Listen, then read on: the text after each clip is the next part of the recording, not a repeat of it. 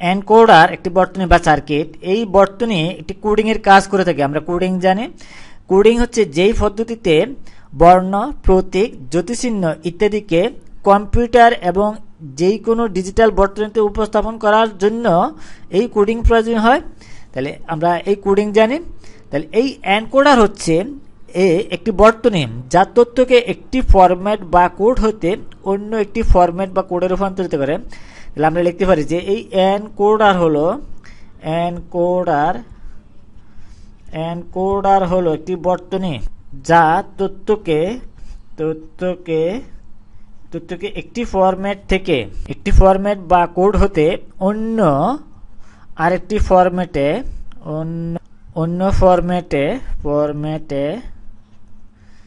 রূপান্তর করে থাকে। তাহলে ওটা কি বলা হয় কি এনকোডার রূপান্তর করে। তাহলে ওটা কি বলা হয় কি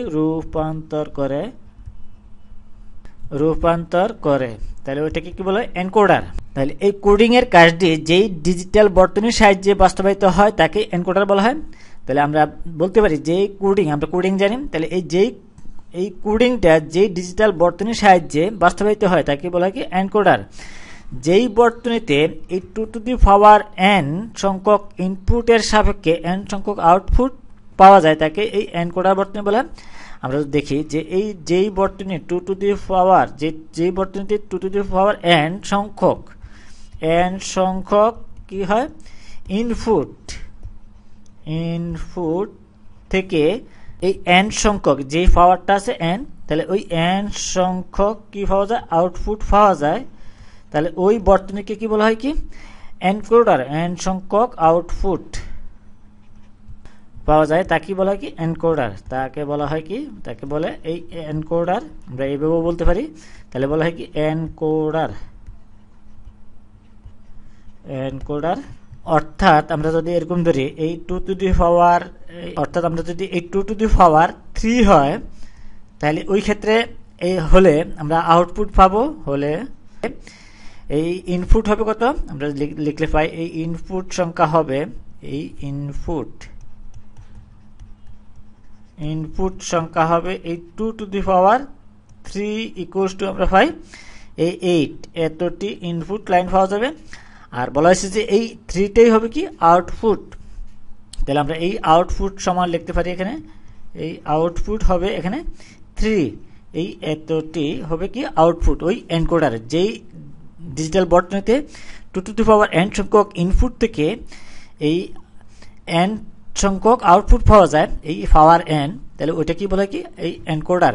তাহলে ওই হিসেবে আমরা এটা লিখতে পারলাম যে এই আউটপুট সংখ্যা হবে 3 আর ইনপুট হবে এই 8টি। যদি 3টি আউটপুট থাকে ইনপুট হবে এই। তাহলে এই সংজ্ঞা অনুসারে আমরা যদি এই এনকোডারের 3 আউটপুট বিশিষ্ট এনকোডারের সারণী দেখি তাহলে এর ইনপুট থাকবে কত 8টি। আমরা এই D0 D1 D2 D3 D4 D5 D6 D7 এখানে 8টি ইনপুট আমরা এখানে দেখতে পাচ্ছি যে চিত্রে এই এখানে হচ্ছে কি ইনপুট। তাহলে এখানে হচ্ছে কি 8টি ইনপুট এই 8টি এতটি। তাহলে আউটপুট পাওয়া যাবে কত এই 3। এই আউটপুট হচ্ছে এখানে 3 কেন আমরা জানি 2 ইকুয়ালস টু আমরা জানি এখানে এই 8। তাহলে এই 3 হবে কি আউটপুট। এই 3 হচ্ছে কি আমরা আউটপুট লিখতে পারি এখানে। তাহলে এখানে আমরা যদি এই সারণী থেকে লক্ষ্য করি এই 8টি আউটপুটের উপর ইনপুটের 8টি ইনপুটের উপর ভিত্তি করে এই আমরা 3টি আউটপুট 5। আমরা যদি ব্লক ডায়াগ্রামটা আঁকি এই এনকোডারের এই ব্লক ডায়াগ্রাম আমরা যদি লিখে এরকম এই ব্লক ডায়াগ্রাম এনকোডার। তাহলে এর ইনপুট লাইন হবে 2n আমরা লিখতে পারি এখানে এই 2n আমরা লিখতে পারি এখানে এই এটা হবে এই 2 এই n এটা আমরা যদি এটা হয় এই ইনপুট লাইন আর আউটপুট লাইন আমরা যদি দেখি এটা যদি হয় এরকম এই এটা হবে এই আউটপুট লাইন এটা হবে এই n সংখ্যক এটা হচ্ছে কি এনকোডার। আমরা যদি লিখি এটা এই এনকোডার। তাহলে এই এনকোডারের ব্লক চিত্র আমরা আঁকলাম যে এই 2n এই n সংখ্যক যদি এই কি হয় 2n সংখ্যক যদি ইনপুট থাকে তাহলে এই nটাই হবে কি আউটপুট। আমরা সংজ্ঞা অনুসারে লিখতে পারি এখন যদি আমরা এই এর বৈশিষ্ট্য লিখি, এই এনকোডারের 1 নম্বর বৈশিষ্ট্যটা যদি দেখি, 1 নম্বর বৈশিষ্ট্য বলা হয়েছে যে সকল ইনপুট একই সময় শূন্য হতে পারে না। আমরা যদি এই D1 D0 এখানে 1, আমরা এখানে দেখতে পাচ্ছি 1, D1 এখানে দেখতে পাচ্ছি এই 1, তাহলে বাকিগুলি 0। আবার এই D2 এখানে 1, এই বাকিগুলি 0। আবার এখানে 1, এই বাকিগুলো 0, এখানে 1, বাকিগুলো 0। এই 8টি ইনপুট, একটি ইনপুট 1 হবে, বাকি ইনপুটগুলি 0। তাহলে বলা হচ্ছে যে সবগুলি ইনপুট লাইন কখনো একসাথে শূন্য হতে পারবে না। ওই হিসেবে আমরা দেখতে পাচ্ছি যে এই সবগুলি ইনপুট একই সাথে কখনো শূন্য হয় নাই। তাহলে ওই হিসেবে আমরা লিখতে পারি সকল ইনপুট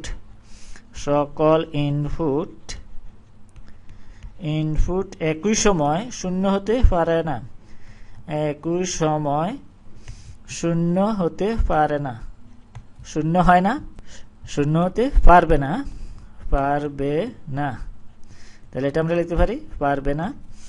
এরপর আমরা যদি দেখি দ্বিতীয় বৈশিষ্ট্য, এই দ্বিতীয় বৈশিষ্ট্যটা আমরা যদি লিখি, তাহলে দ্বিতীয় বৈশিষ্ট্যতে বলা হয়েছে একটি ইনপুট লাইন যদি 1 হয়, বাকি ইনপুট লাইনগুলি 0 হবে। আমরা যদি এখানে যে কোনো একটি ইনপুট লাইন ধরে হিসাব করি, এই রো বা এই রো যে কোনো একটি রো ধরে হিসাব করি, তাহলে আমরা যদি এই রোটা ধরে হিসাব করি, এই রো এটা একটি ইনপুট লাইনের একই সাথে সিগন্যালটি, তো আমরা যদি হিসাব করে দেখি, তাহলে এই লাইনে দেখা যাচ্ছে যে একটি মাত্র ইনপুট লাইন D3 1, আর বাকি সবগুলি ইনপুট লাইন কত হচ্ছে 0।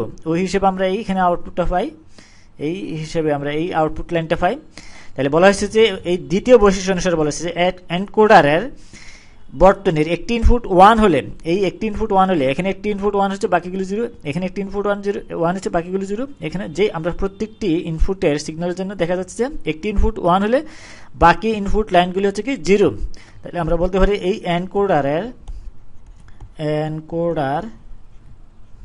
এনকোডার বর্তনী একটি ইনপুট